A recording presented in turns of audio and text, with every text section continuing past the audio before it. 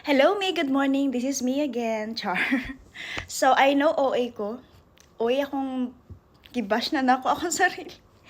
You know what? Every time nga magbuhat ko og video and I do voice over, kapilagin ako na siya gina-delete cause ano ba kanang di ko ganahan sa akong tingog. Kay feeling na ko OA kay akong tingog hinay.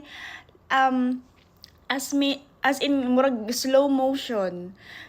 I always wish na I hope inana akong boses, inana ko kapaspas magistorya. Pero inana gid ko. So, I don't know. I think I just have to love myself para people will love me too and my voice. Pero inana gid akong tingog. As in number one basher ko sa akong tingog. So anyway, nagkape ko ba? Naghuna-una ko unsa ka ako ang i-upload sa akong channel that can inspire naman other people, especially those that are struggling at the moment. So, nainisulod sa akong huna-huna on how my life ba since before until we went here in Australia. So, umana siya story time.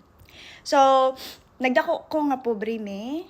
As in, pobre kaayo me. There was a time nga, among mga silingan before, nga kanang ginadown, as per my nanay ba, ginadown me, that dili mi maka-eskwela, kay, unsa raman mi, kanang ang ako ang nanay is labandera, tapos ako ang tatay, kanang magsasakara siya ba, tapos malahubog pa jud, sige pa jud silang away. So gituldukan na dayon nila ang among kinabuhi. But then ang akong nanay is so faithful kay Lord. Kailahon ko. Faithful kaayo siya kay Lord na every time nga kanang maglisod mi, isurrender niya tanan kay Lord. Kay bitaw no, naara jud si Lord. Kinahanglan ra jud nato siya tawagon.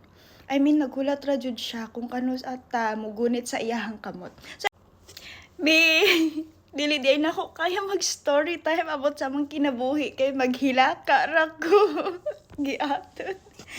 Pero anyway, kung whatever struggles you have right now, surrender it to the Lord. I promised you, you'll be okay. Bye.